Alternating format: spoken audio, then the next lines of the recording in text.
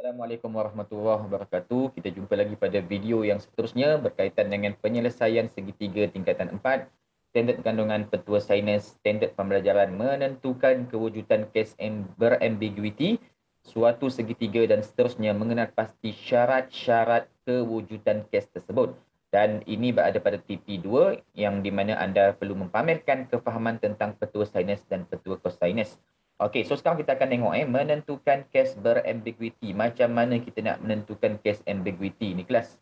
Okey, yang pertama sekali, kita baca dulu. Kes berambiguiti berlaku apabila dua sisi dan satu sudut bukan kandung. Yes, tadi kita tahu dah untuk petua sains dia ada dua kes Satu yang pertama sekali tadi kita ada yang sebelumnya kita belajar dia ada dua sudut dan satu sisi diketahui.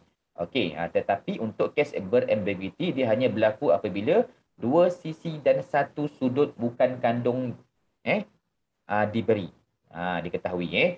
Dengan keadaan sudut itu ialah sudut tirus dan bertentangan dengan sisi yang lebih pendek antara dua sisi diberi itu. Okey, apa yang dimaksudkan tu kelas ni? Okey, contohnya dia ada dua sisi. Dia bagi C, dia bagi A kat sini. Dia bagi A ataupun dia bagi A tu dekat sinilah. Okey. Kamu tengok antara C dengan A, kalaulah saya tambah lagi satu panjang, satu tinggi. Maksudnya tinggi segitiga yang warna merah tu, saya pekatkan sikit saya punya segitiga ni. Tinggi dia ni. Tinggi dia ni lebih pendek antara C dengan A. Kau nampak tu? Jadi dia akan berlaku kes berambiguity. Saya ulang lagi sekali kalau kamu tak tahu. Yang pertama sekali kamu tengok dua sisi yang diberi iaitu C dengan A. Seterusnya kamu tengok tinggi dia. Kalau tingginya lebih pendek daripada C ataupun A, yes, dia akan ada satu lagi Dia akan ada satu lagi sisi baharu dengan sudut yang baharu. Dan kes berambiguity berlaku pada situasi tersebutlah. Jadi kita akan tengok dekat sini dia kata apa kat situ? Yang kedua, A dan C adalah dua sisi yang diberikan. Nampak? A dan C adalah dua sisi yang diberikan di mana sudut A ialah sudut tirus bukan kandung dan adalah bertentangan dengan sisi A yang lebih pendek. Dia bertentangan dengan sisi A yang lebih pendek. Itulah antara C dengan A, siapa lebih pendek. Itu tip yang pertama nanti saya akan tunjukkan tip yang kedua daripada lakaran dia. Ini adalah kes berambiguity berlaku. Yang inilah kita panggil kalaulah dalam ujian kamu dia tak ada yang bahagian ni, dia tak ada. Dia bahagian ni dia tak ada kelas. Dia tak ada. So yang ada adalah bahagian yang sana itulah yang 7 cm apa semua ni je 48. Maksudnya kalau kamu tengok sini inilah kes yang dikata tadi tu apabila dibagi satu segitiga yang mana maklumatnya dua sisi dan satu sudut bukan kandung diketahui. Lepas tu kamu tengok apa? Salah satu sudut dia adalah 7 cm ni dia adalah lebih pendek daripada 8 cm dan dia mestilah bertentangan dengan sudut 48 darjah. Tip yang kedua saya bagi tahu kamu tadi dia punya tinggi dia tu dia punya tinggi kat sini kalau kamu tengok tinggi segitiga tu kalau ikut guna hukum teorem Pythagoras pun kamu boleh tengok dia adalah sisi yang lebih pendek antara 7 dengan 8 cm tersebutlah. Nanti saya akan tunjuk lagi tip dia daripada lakaran. Perhatikan bahawa BC dan BC prime adalah bertentangan dengan sudut tirus iaitu sudut A 48 darjah. Kes berambiguity berlaku berlaku. Kalau kes berambiguity tidak akan berlaku jika panjang BC BC ini lebih daripada 8 cm. Jadi ini adalah penyelesaiannya. Penyelesaiannya sama macam kita buat petua sains. Kita buat petua sains. Tekan apa semua sama. Kita akan buat satu latihan berkaitan dengan penyelesaian masalah melibatkan kes berambiguity. Dia suruh minta awak lukis lakarkan. Kita cuba lakarkan yang pertama sekali. Macam mana kita nak lakarkan? Saya dah kata tadi. AB, saya bagi sini AB. Nanti saya lukis dia punya. Dia bagi tahu kita ada 3 lah gambar kat sini. Ni contoh yang saya lukis dan saya kena label sini A. Kamu tengok maklumat tu. Sini A. Sini B. Yang mana AB ni dia adalah 15 cm. 15 cm. 15 cm. Seterusnya, kita tahu apa? Dekat sini kita tahu C. Okey, di mana AC itu pula adalah 10 sentimeter. Sentimeter. Okey, kelas. Dan satu lagi sudut yang diketahui 35 darjah tu kat mana sini dia? 35 darjah. 35 darjah tu berada di sinilah. Maksudnya ini adalah satu sudut yang awak tahu dia punya nilai, dia punya nilai. Okey.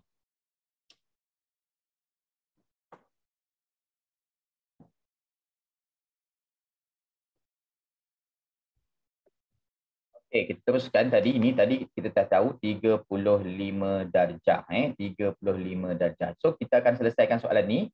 Okey, ni lakaran dia. Ni kes ni memang berlaku berambiguity lah. Kalau kamu tengok kat sini tadi, saya kata apa? Tinggi. Ni saya nak tunjuk tadi ni, tinggi tu. Okey, kalau tinggi ni awak tengok tinggi ni. Tinggi yang warna merah ni, dia lebih rendah daripada A dengan C, confirm dia akan mengalami satu kes berambiguity. Minta maaf, satu kes yang berambiguity. Okey, kita akan padam yang tidak berkenaan ni. Okey, kita akan jawab soalan ni dulu. Nanti kita akan buat soalan lain lah. Okey, kita tengok soalan ni dulu. Dia minta apa? Tentukan sudut A sahaja. Sudut A tu kat sini. Jadi kita guna formula ataupun petua sinus, iaitu sudut A. Okey, sudut A tu tahu tak tu? Sudut A pun awak tak akan tahulah. Jadi kita tak boleh buat tu. Kita kena wakilkan dengan pasangan yang lengkap lah. Pasangan lengkap adalah sin 35 dengan sudut bertentangannya adalah 10 cm. Okey, dan kita dapat yang C ni dulu. Kita dapat C dulu.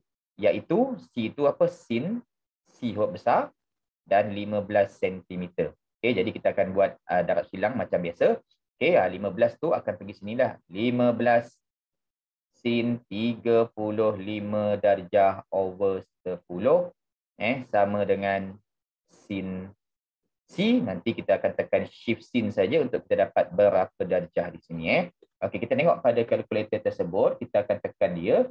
Okey, 15 sin 35 darjah. Kita akan bahagikan dengan 10. Dan kita akan dapat jawapan itu. Kita terus tekan shift sin answer. Dan kita dapat jawapannya 59.36 darjah. Okey, 59.36 darjah. Dekat mana? Kat sini. 59.36 darjah.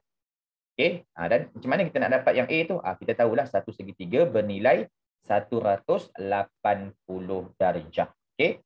Satu segitiga segitiga bernilai 180 darjah, tolakkan dengan 35, tolakkan dengan 59.36 darjah tadi ni. Dan kita akan dapat jawapan dia 36 tadi. Okey, 85.64. 85.64. Okey, 85.64. Itulah sudut yang diminta. Okey, jadi kita dah tahu dah. Makanya sudut A adalah sama dengan 85.64 darjah hashtag. Okey, kita nak buat semakan lah kelas. Kita nak belajar juga semakan ni. Sebab tadi saya kata nota dia lah, dalam nota dalam full text kamu tu pun dia menyatakan bahawa kes berambiguity berlaku apabila panjang sisi kepada sudut yang bertentangan iaitu 85.64 ni dia mesti lebih kecil daripada 10 cm. Betul tak sini? Panjang CB ni, kita nak tahu panjang CB ni dia mesti kurang daripada 10 cm. Baru berlaku kes berambiguity. Kita tengok dia kurang tak? So kita nak guna petua apa? Masih lagi guna petua sinus. Ini kita tulis A kecil. Okey, kita buatlah sin 85.64 bahagikan dengan A samakan dengan sudut yang kita ketahui iaitu tadi sin 35 darjah over 10. Jadi jalan kerjanya kau tukar tempat sahaja. Jadi kat sini pergi 10 sin 85.64. Okey, bahagikan dengan sin 35 darjah. Okey, kita tengok betul tak panjangnya kurang daripada 10 cm. Kita nak buktikan ni kelas. Okey, kita tengok kat situ. 10 sin 85.64 darjah ni kita nak bahagikan dia dengan sin 35 darjah. Kita tengok betul tak dia kurang. Sin 35 darjah. Okey. Kita nampak dekat situ kelas. Jawapan dia 17.38 darjah. 17.38 darjah.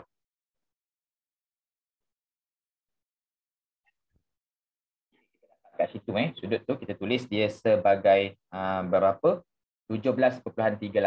Okey, kita tengok balik Okey, 17.38 cm. Okey. Saya padam ini balik. Kenapa saya padam ini? Okey, sebab kita kena tahu soalan tadi tu dia bagi apa? Dia bagi kita apa? Okey, yang pertama soalan tadi ni dia bagi kita A, B, tadi kat sini kita ada C, betul tak betul? Dan yang dia bagi yang warna hijau tu saja. Dan saya kata tadi, saya kata tadi sudut yang bertentangan tersebutlah. Okey, iaitu 10 cm ni, CA ni, ni saya kata tadi AC ni dia mestilah AC ni AC tau. AC ni mesti kurang daripada sudut DA. Sudut DCB. Okay, AC ni mesti kurang daripada sudut DCB. Jadi betul tu. Okey, sebab apa? Kalaulah kita buat teorem Pythagoras pula yang berkaitan tentang penyelesaian segitiga tadi, nanti saya tunjuk kat atas tu Okey, kat sini AC kita adalah 10 cm. 10 cm. Sini tadi kita dapat apa? 17.38 cm. Yes. Kes berambiguity berlaku. Tadi kes ambiguity berlaku kalau tak ada gambar ni tadi. Kalau tak ada gambar tu tadi yang ataupun yang warna merah ni tak ada, kita tahu dan maklum bahawa kes ambiguity hanya berlaku apabila dua sisi diketahui iaitu 10 cm dengan 15 cm dan satu lagi sudut bukan kandung diketahui. Lepas tu pula kes berambiguity berlaku apabila 10 cm ni sudut bertentangan dengan 35 darjah ini dia lebih kecil daripada satu sisi yang diketahui iaitu 15 ataupun 17.38. Dia paling kecil. Antara dua ni dia yang paling kecil. Jadi kes berambiguity berlaku pada soalan tersebut. Okey, kita cuba nak buat nak buat satu lagi soalan supaya kita lebih faham kita kena buat lagi satu soalan supaya kita lebih faham. Kita cuba buat soalan nombor 4. Yang mana kalau soalan nombor 4 tersebut bila kita lukis dia pun kita akan kita akan dapat satu maklumat segitiga di mana kita dah tahu yang ni saya lukislah, yang ni saya untuk AB, yang ni saya buat untuk BC, dan ni saya buat untuk AB lah. Jadi saya wakilkan dia kat situ. Sini A, sini B, sini 12 cm, dia kata AB tu 12 cm. 12 cm. Seterusnya sini kita ada C, sudut C, dan kita ada kat situ 9.5 cm. 9.5 cm. Tu. Okey. Dan satu lagi sudut yang diketahui adalah sudut A iaitu 50 darjah. 50 darjah. Jadi inilah tadi yang saya kata apabila kes berambiguity berlaku, dia hanya bagi awak dua sisi dan satu sudut bukan kandung diketahui. Nampak yang warna hijau ni jadi kita nak tahu nanti kelas, kita nak buktikan nanti ni sudut bertentangan 95 cm ni dia adalah sisi yang paling kecil antara AB dan AC. AB dan AC tersebutlah. Okey. Jadi kita nak tengok betul ke tak betul, kita cari semua maklumat ni. Penting-penting sekarang kita cari dulu. Sudut yang berada di sini, di B ni boleh ke tak boleh? Ataupun di C dulu. Kita cari dulu di C, saya conteng sikit dekat sebelah sini. Okey, contohlah saya kata sin C, awak nak cari sin C kan, over 12 cm, masih lagi guna petua sinus dan kita comparekan dengan satu pasangan yang lengkap iaitu sin 50 dengan 9.5 cm. Jadi C yang kita dapat tu nanti jalan kerjanya adalah 12 sin 50 darjah over 9.5 cm. Okey, kita nak tengok C kita ni, panjang sisi kita ni berapa? Kita masukkan dalam kalkulator kita tadi tu. Kita nak cari sin C. Ni ada sini ada sin C, minta maaf. Saya lupa pula nak tulis. Sin C. Jadi shift sin C tu nanti kita nak cari berapa Okey, 12 sin 50 darjah kita akan bahagikan dengan 9.5 cm. Kita tekan shift sin, answer kita akan dapat jawapannya 75.38. 75.38 75.38 darjah. Letak kat mana? Sini. 75.38 darjah. Okey, kita dah tahu. Sekarang kita nak tengok yang ni pula berapa dia punya sudut dia. Baki sudut tinggal daripada 180 darjah. Satu sudut segitiga 50. Tolakkan dengan 75.8 38. 75.38. Okey, jadi kita akan dapat jawapannya di situ adalah 54.62 darjah. So jelaslah kita dapat kat sini 54.62 darjah. 62 darjah. Okey. Kita nak tengok kelas. Betul tak 9.5 ni dia adalah yang sisi yang paling CB ni, sisi ni dia lebih kecil daripada AC dan daripada AB. Kita tengok. So kita buat lagi sekali. Okey, macam mana nak buat tu? Kita nak dapatkan sin 54.62. Kita bahagikan dengan B yang kita nak cari ni, sisi dia adalah sama dengan satu pasangan yang lengkap iaitu sin 50 dan 9.5 cm. Jadi saya tukar je tempat dia. Bila saya tukar tempat, dapat silang lah.